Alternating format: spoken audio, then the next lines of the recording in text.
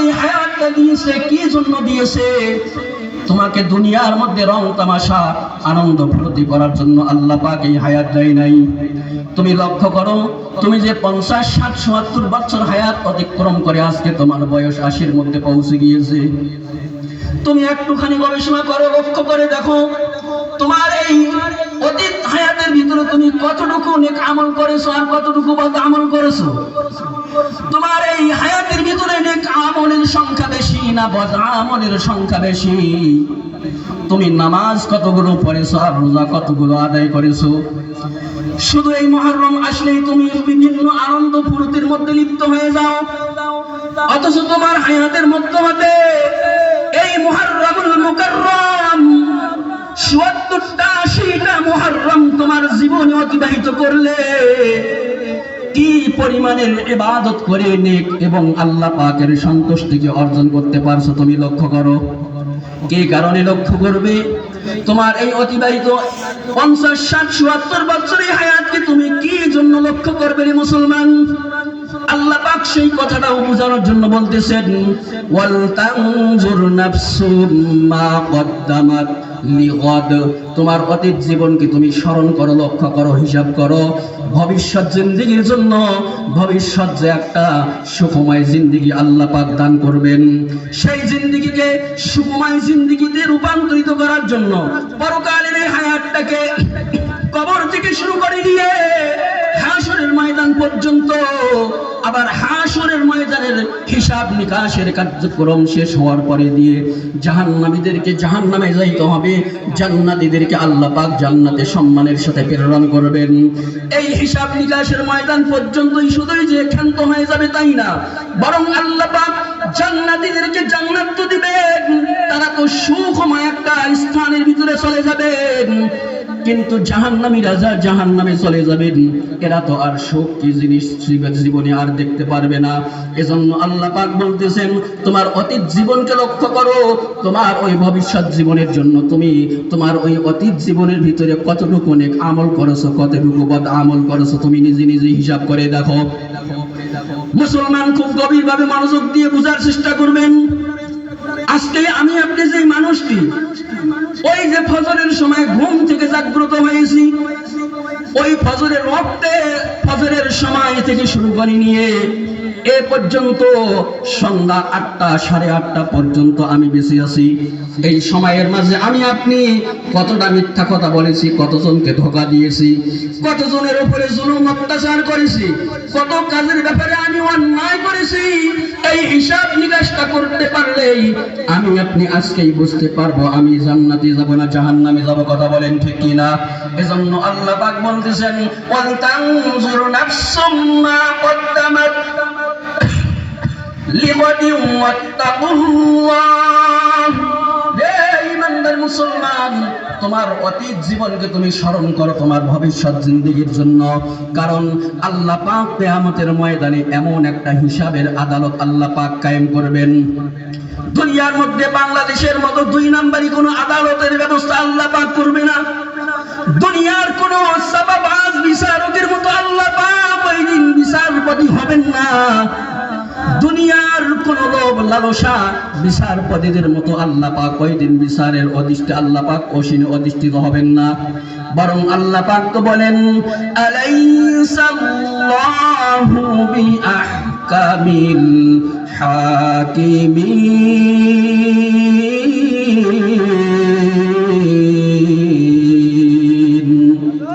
আল্লাহ পাক তো বলেন ওই দিন আল্লাহ পাক আহকামুল হাকিমিন, সবথেকে উত্তম ন্যায়পরায়ণ বাদশা হিসেবে আল্লাহ পাক ওই দিন অধিষ্ঠিত হবেন। ওই দিন আল্লাহ পাক এই সমস্ত ধোঁকাবাজ মার্কা ইমানদার মুমিন মুসলমানগুলোকে আল্লাহ পাক যখন হিসাবের কাঠ করার সামনে আল্লাহ পাক দাঁড় করাইবেন, এই সমস্ত মিথ্যুক মুনাফিক মার্কা ইমানদারগুলো আল্লাহ পাকের সঙ্গে তর্ক বিতর্ক শুরু করা দিবেন। আল্লাহ পাক যখন তাদের ব্যাপারে জাহান্নামের হুকুম জারি করে দিবেন, রে জাহান্নামের দায়িত্বপ্রাপ্ত ফেরেশতারা আমার এই গুনাহগার পাবাসার এই বান্দাকে তোমরা জাহান্নামের দিকে নিয়ে যাও, তার পায়ের মধ্যে আগুনের বেড়ি লাগাও, তার হাতের মধ্যে আগুনের হ্যান্ডকাফ লাগাও, তাকে টেনে টেনে হিসড়ে হিসড়ে জাহান্নামের দিকে নিয়ে যাও।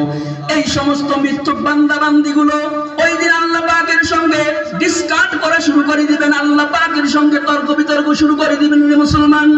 এক পর্যায়ে আল্লাহ পাক তাদের অপকৃত, তাদের এই অপরাধ, তাদের এই সমস্ত অপরাধগুলোর আল্লাহ পাক বাস্তবায়ন করে তাদেরকে দেখার জন্য, তাদের সামনে সবকিছুকে উপস্থাপন করার জন্য আল্লাহ পাক একটা দুইটা নয়, 4-4টা সাক্ষী আল্লাহ পাক তাদের সামনে উপস্থাপন করবেন। এই মিথ্যুক মুনাফিক মার্কা ঈমানদারগুলোরে আল্লাহ পাক তাদের সব কৃত কর্মগুলোকে আল্লাহ পাক উপস্থাপন করার জন্য প্রথম সাক্ষীকে যখন উপস্থাপন করা হবে তারা তা অস্বীকার করবেন। এক পর্যায়ে তারা বলবেন কিরামান কাতিবিন ইয়ালামুনা মা তাফআলুন। কিরামান কাতিবিনের এই আমলনামা যখন তাদের সামনে পেশ করা হবে তারা বলবে এগুলো আমরা বিশ্বাস করি না। এই কিরামান কাতিবিন যদি আমাদের সঙ্গেই ছিল, দুনিয়ার ভিতরে আমি অনেক জায়গায় অনেক সময় হুসত করে পড়ে গিয়েছিলাম, তখন তো তারা আমাদেরকে আটকাইতে পারে নাই, আমি এগুলো বিশ্বাস করি না। আল্লাহ কিরামান কাতিবিনের এই লিখিত এই আমলনামা আমি বিশ্বাস করি না। আমলনামাও যখন বিশ্বাস করবে না, কিরামান কাতিবিনের স্বীকারোক্তিকেও তারা বিশ্বাস করবে না। এরপরে আল্লাহ পাক তৃতীয় নম্বরে আল্লাহ পাক ওই বান্দার আমলনামার মধ্য হতে এমন একটা সাক্ষীকে আল্লাহ পাক কায়েম করবেন, যেই জায়গায় কৃত কর্মগুলো করা হয়েছিল ওই জায়গাটা আল্লাহ পাক জবান খুলে দিবেন।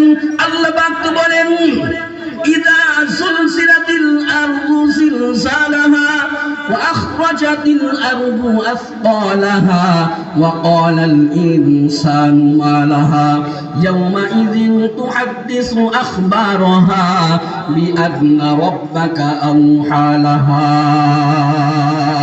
বান্দার কৃত কর্ম জমিন সাক্ষী দেওয়া শুরু করে দিবে।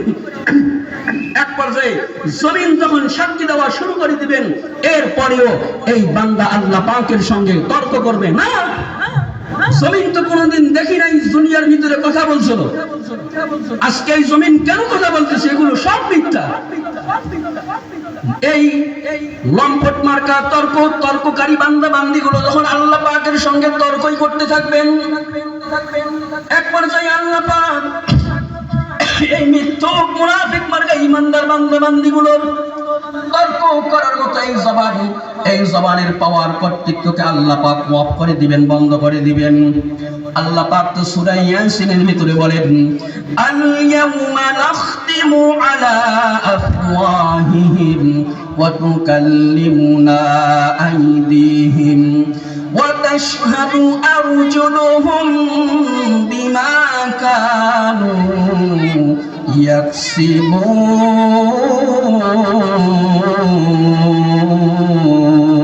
ইয়াকসিবুন। আল্লাহ পাক বলেন ওই দিন ওই বান্দার তর্ক করার মতো জবান ওয়াফ করে দিয়ে হাত পা এই অঙ্গ প্রত্যঙ্গগুলোকে কথা বলার মতো জবান আল্লাহ পাক দান করে দিবেন। আল্লাহু আকবার। এক পর্যায়ে যখন এই হাত পা অঙ্গ প্রত্যঙ্গগুলো বান্দার বিপক্ষে সাক্ষী দেওয়া শুরু করে দিবে, বান্দার বিরুদ্ধে যখন সাক্ষী দেওয়া শুরু করে দিবেন, হাতগুলো ডাক দিয়ে বলবেন ও রব্বি কারীম, তোমারই বান্দা, তোমার দেওয়া আমি হাতের মাধ্যমে এই অপকর্মগুলো করেছিল। তোমার এই বান্দা আমাকে ব্যবহার করে তোমার কোরআনের বিরুদ্ধে আইন পাশ করেছিল, সিগনেচার করেছিল। ও রব্বি কারীম, সবগুলো ডাক দিয়ে বলবেন তোমার এই বান্দা, তোমার দেওয়া আমি এই চোখের মাধ্যমে তোমার বান্দাদের মধ্য হতে শ্রেষ্ঠ বান্দা নবীদের পরে দিয়ে যেই সমস্ত বান্দাগুলোর মর্যাদা তোমার মুহাম্মদুর রাসূলুল্লাহ ঘোষণা করেছিলেন, ওলামা একরামদেরকে টেরা চোখ দিয়ে দেখিয়েছিল, তোমার এই বান্দা মস্তিষ্ক দিয়ে দ্বীনের বিরুদ্ধে কোরআনের বিরুদ্ধে গবেষণা করেছিল। ও আমার মাওলা কারীম, ও রব্বি কারীম, আমি পায়ের মাধ্যমে তোমার এই বান্দা ওই অপকর্ম করার জন্য হেঁটে হেঁটে গিয়েছিল। মুসলমান, এক পর্যায়ে যখন আমার আপনার বিরুদ্ধে আমার আপনার নিজের অঙ্গ প্রত্যঙ্গগুলো সাক্ষী দেওয়া শুরু করে দিবেন, বলুন তো দেখি, দুনিয়ার কোন আদালতের মধ্যে যদি বাপের বিরুদ্ধে তার সন্তান নিজেই তার বিরুদ্ধে সাক্ষী দেয়, মায়ের বিরুদ্ধে তার সন্তান যদি নিজেই তার সন্তান যদি তার বিরুদ্ধে সাক্ষী দেয়, বলুন তো দেখি ওই আদালত আর দ্বিতীয় অন্য কোনো সাক্ষীকে তলব করবে? কিয়ামতের ময়দানে যখন আল্লাহ পাক আমার আপনার অঙ্গ প্রত্যঙ্গের সাক্ষীগুলোকে শুনবেন, এরপরে দিয়ে ওই বান্দার আর বলার মতো কোন রকমের কোনো পথ থাকবে না, কোন রকমের কোনো বিকল্প কোনো পথ থাকবে না বাঁচার মতো। এমন পর্যায়ে এই বান্দাগুলো জাহান্নাম ছাড়া আর কোনো পথ থাকবে না রে মুসলমান। সেই কিয়ামতের দিনে ওই কঠিন পরিস্থিতির মধ্য হতে বাঁচার জন্য আল্লাহ পাক ডাক দিয়ে বলতেছেন, ওয়াল তানজুর নাফসুম মা কদ্দামাত লিগাদিন ওয়াত্তাকুল্লাহ। এজন্যই আল্লাহ পাক নির্দেশ দিয়েছেন, তোমার এই অতীত হায়াতকে তুমি লক্ষ্য করো, গবেষণা করো, ফলো করো, কি করেছো। আজকে মুসলমান, আমার আপনার এই হায়াতের মধ্যে কতটা মুহররম অতিক্রম করেছি, কতবার এই মুহররমকে আমরা পেয়েছি মুসলমান, কিন্তু কি করেছি? শুধু হায় হোসেন হায় হাসান বলে নিজের জীবনের নিজের এই হায়াতের মধ্যে সব কিছুকে বরবাদ করে দেওয়ার জন্য রক্তপাত ঘটাইলাম, আত্মহত্যার মতো একটা গুনার মতো কাজ করলাম। কথা বলেন ঠিক কিনা? এই সমস্ত কাজ করার কোনো নির্দেশনা পয়গম্বর দেয় নাই, বরং এই মুহররম মাস আসার মাধ্যমে আল্লাহ পাক তো এই আখিরি নবীর আখিরি উম্মতের জন্য এমন কিছু বরকতপূর্ণ ফজিলতপূর্ণ আমল দিয়েছেন। মুসলমান, লম্বা ইতিহাস সেদিকে যাব না। আল্লাহ পয়গম্বর হিজরত করলেন, হিজরত করার পরে দিয়ে মদিনায় যখন পৌঁছে গেলেন, পয়গম্বর মদিনায় পৌঁছার পরে দিয়ে তদানীন্তনকালের ইহুদিগুলোদেরকে লক্ষ্য করে দেখতেছেন, তারা রোজাদার, সারাদিন তারা কোনো খায় না, কোনো পানও করে না। পয়গম্বর এক পর্যায়ে তাদের এই অবস্থা দেখে তাদেরকে জিজ্ঞাসা করলেন, তোমরা কি জন্য আজকে উপহাস আছো, কি জন্য কোনো কিছু খাচ্ছ না, পান করতেছো না? তারা রাত দিয়ে বলতেছেন, আমরা রোজাদার, আমরা আজকে রোজা পালন করতেছি। তাদেরকে জিজ্ঞাসা করলেন, কি কারণে আজকে তোমরা রোজা পালন করতেছো? এই ইহুদিগুলো ডাক দিয়ে বলেন, আমরা আমাদের নবী মুসা, আমাদের নবী মুসাকে অনুসরণ করার জন্য এবং মুসার পদঙ্গকে আমরা বাস্তবায়ন করার জন্য, আমরা আজকের দিনে সেই মুসাকে অনুসরণ করার জন্য আজকে আমরা রোজা পালন করতেছি। কি কারণ? এক পর্যায়ে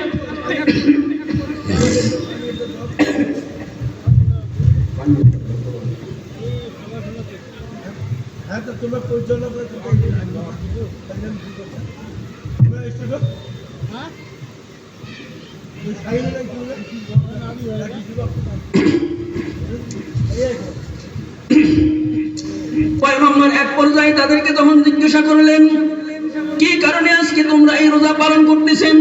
তারা যখন উত্তর করলো, আমরা আমাদের নবী মুসা আলাইহিস সালামকে অনুসরণ করার এই রোজা আজকে আমরা পালন করতেছি। তারা এক পর্যায়ে বলতে থাকলেন, আজকের দিনে এই আশুরা 10 মুহররমের দিনে আল্লাহ পাক আমাদের মুসাকে সহ তার অনুসারীদেরকে ফেরাউনের জুলুম অত্যাচার, ফেরাউনের কবল থেকে আল্লাহ পাক মুক্তি দান করেছিলেন। এই শুকরিয়া আদায়ান্তে আমাদের নবী মুসা আলাইহিস সালাম এই দিনে রোজা পালন করেছিলেন, প্রত্যেক বছর মুহররমের 10 তারিখের দিনে।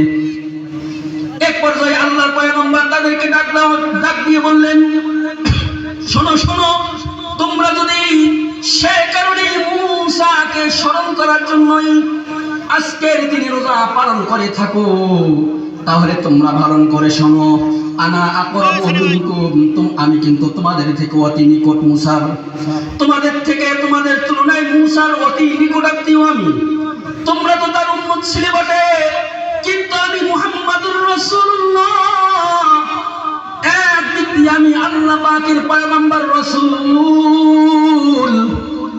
দ্বিতীয়ত মুসা কালিমুল্লাহ আল্লাহ পাকের একজন নবী এবং রাসূল। এই দিক দিয়ে আমাদের সম্পর্কটা গভীর। তোমরা যদি সে কারণেই মুসার অনুসরণ করাতে এই রোজা পালন করতে পারো, আমি মুহাম্মদুর রাসূলুল্লাহ তোমাদের থেকে আগে এই রোজা পালন করা আমার জন্য দায়িত্ব। এ কারণে পয়গম্বর হাদিসে পাকের মধ্যে বলেন, মুসলমান আফজালুস সিয়াম বা'দা রমাদান শাহরুল্লাহিল মুহাররম ওয়া আফজালুস সালাত সালাতুল লাইল। আল্লাহ পয়গম্বর এই জন্যই ডাক দিয়ে বলেন, রমজান মাসের রোজার পরে দিয়ে সবথেকে শ্রেষ্ঠতম ফজিলতপূর্ণ রোজা হলো এই মুহররম মাসের 10 তারিখের দিনের রোজাটা। এবং রমজান মাসের পরে দিয়ে যেরকম ভাবে এই রোজার ফজিলত আল্লাহ পাক বেশি দান করেছেন, অমনি ভাবে অন্যান্য সময় 5 ওয়াক্ত নামাজ আমরা যত সময় পড়তে থাকি, এই 5 ওয়াক্ত নামাজের মধ্যে হতে সবথেকে দামি নামাজ ফজরের নামাজ। এর আগেও আরেকটি নামাজের কথা পয়গম্বর উল্লেখ করেন, সেই নামাজটার নাম আমরা সকলে তাহাজ্জুদ বলেছি থাকি, কথা বলেন ঠিক কিনা? এই নামাজের দিকে ইঙ্গিত করে পয়গম্বর বলেন, ও আফজালুস সালাত সালাতুল লাইল, নামাজের মধ্যে রাতের নামাজ আল্লাহ পাকের নিকট সবথেকে দামি। এই কারণে পয়গম্বর ওই সময় সাহাবায়ে কেরামদেরকে ইঙ্গিত করে বলেন, সুমু আশুরা, তোমরা এই আশুরার দিন আসলে রোজা পালন করো, রোজা থাকবা, কিন্তু ভুল করে এই রোজা পালন করতে গিয়ে তোমরা সেই ইহুদিদের পদঙ্গ অনুসরণ করবা না, বরং আমি নবী যেই মত গ্রহণ করব, যেই পদ্ধতি, যেই থিওরি আমি গ্রহণ করব, তোমরা সেই পদ্ধতি, সেই থিওরি মতেই তোমরা কিয়ামত পর্যন্ত এই রোজাকে পালন করবে, আদায় করবে মুসলমান। এজন্য পয়গম্বর বলেন, ওয়াখালিফু ফীহি ইয়াহুদ ফাসুমু ক্বাবলাহু ইয়াওমান আও বা'দা। আল্লাহর পয়গম্বর এজন্যই বলেন, তোমরা ওই আশুরার 10 তারিখের আগের দিন সহ অথবা তার পরের দিন সহ তোমরা 2 দিন 2টা রোজা পালন করবা। এজন্য তো মুসলমান হাদিসে পাকের মধ্যে পয়গম্বরের এই হাদিসের ব্যাখ্যায় মুহাদ্দিসিন ইকরাম ইবনে কাসির রাহমাতুল্লাহি আলাইহি হাদিসের ব্যাখ্যায় নিয়ে আসছেন, 9 তারিখ সহ 10 তারিখ রোজাকে পয়গম্বর প্রাধান্য দিয়েছিলেন বেশি। এই কারণে সুন্নাত হলো 9 তারিখকে 10 তারিখের সঙ্গে মিলা। কেউ যদি নিতান্ত 9 তারিখকে 10 তারিখের সঙ্গে মিলিয়ে রোজা পালন করতে না পারেন, তাহলে তার জন্য পয়গম্বর বলেছেন আও বা'দা, অথবা 10 তারিখকে 11 তারিখের সঙ্গে মিলিয়ে 2 দিন 2টা রোজা পালন করতে হবে। মুসলমান বলুন তো দেখি, এই থিওরি পয়গম্বর দিয়েছেন নাকি কোনো আলেম মুফতি মুহাদ্দিস দিয়েছেন? এই থিওরি উম্মতের জন্য পয়গম্বর এর জন্য দিয়েছেন যাতে করে আখিরি নবীর আখিরি উম্মত, এই ইতিম উম্মত কিয়ামত পর্যন্ত এই আমলটা করতে গিয়ে, এই আমলটাকে বাস্তবায়ন করতে গিয়ে যেন কখনো ইহুদিদের পদঙ্গ অনুসরণ না করে, যাতে করে পয়গম্বর আরবি মুহাম্মদুর রাসূলুল্লাহর পদঙ্গের মধ্যে থেকেই এই আমলটাকে বাস্তবায়ন করতে পারেন। এজন্য পয়গম্বর বলেন, তোমরা রমজানের পরে দিয়ে শ্রেষ্ঠতম একটি মাস আল্লাহ পাক 4টা মাসকে মুহররম 4টা মাসকে আল্লাহ পাক সবথেকে সম্মানিত করেছেন আল্লাহ পাক। এজন্যই তো কোরআনুল কারীমের ভিতরে সূরাতুত তাওবার 36 নম্বর আয়াতের ভিতরে আল্লাহ পাক বলেন, ইন্না ইদ্দাতাশ শুহুরি ইনদাল্লাহি 12 শাহরা ফি কিতাবিল্লাহ। আল্লাহ পাক এই আসমান জমিন, চন্দ্র সূর্য গ্রহ নক্ষত্র এই সব কিছুকে তৈরি করার আগেই কিন্তু আল্লাহ পাক একটা জিনিসকে আল্লাহ পাক তৈরি করেছেন, অত্যন্ত দামি মূল্যবান একটি সম্পদকে জিনিসকে আল্লাহ পাক তৈরি করেছেন। সব মাখলুকগুলোকে আল্লাহ পাক তৈরি করার আগ দিয়ে তার হায়াত, তার একটা সময়কে আল্লাহ পাক নির্ধারণ করে দিয়েছেন, কথা বলেন ঠিক কিনা? এজন্য প্রত্যেকটা মাখলুককে আল্লাহ পাক একটা নির্দিষ্ট সময় দিয়েছেন। এজন্য আল্লাহ পাক বলেন, ইন্না ইদ্দাতাশ শুহুর ইনদাল্লাহি 12 শাহরা ফি কিতাবিল্লাহ মিনহা আরবাআতুন হুরুম। আল্লাহ পাক এজন্যই বলেন, এই কিতাব তথা আল্লাহ পাকের বিধানের মধ্যে আল্লাহ পাক সব কিছু তৈরি করার আগ দিয়ে আল্লাহ পাক সময়কে নির্ধারণ করেছেন। এজন্য আল্লাহ পাক বলেন, ইদ্দাতাশ শুহুর, আল্লাহ পাকের নিকট 12 মাসের গণনা আল্লাহ পাক আগে তৈরি করেছেন, তথা মুহাদ্দিসিন ইকরাম মুফাসসিরিন ইকরাম ব্যাখ্যায় নিয়ে আসছেন মাসগুলোরে আল্লাহ পাক আগে তৈরি করেছেন। এর অর্থ হলো আল্লাহ পাক সব মাখলুকগুলোকে তৈরি করার আগ দিয়ে সময় নামক একটা সিস্টেম থিওরিকে আল্লাহ পাক তৈরি করে দিয়েছে। আজকে আমি আপনি 1 সেকেন্ড থেকে শুরু করে নিয়ে যত বছর এই দুনিয়ার এই হায়াত পাবো, বুঝবেন আমার আপনার আগে আসমান জমিন চন্দ্র সূর্য গ্রহ নক্ষত্র সহ সব কিছুকে তৈরি করার আগেই আল্লাহ পাক হায়াত তথা সময়কে আল্লাহ পাক তৈরি করেছেন। কথা বলেন ঠিক কিনা? মুসলমান বন্ধুরা আমার, এজন্যই আল্লাহ পাক সূরা হাশরের ভিতরে লাগ দিয়ে বলেন, ইয়া আইয়ুহাল্লাযীনা আমানুত্তাকুল্লাহ ওয়াল তানজুর নাফসুম মা কদ্দামাত লিগাদিন ওয়াত্তাকুল্লাহ।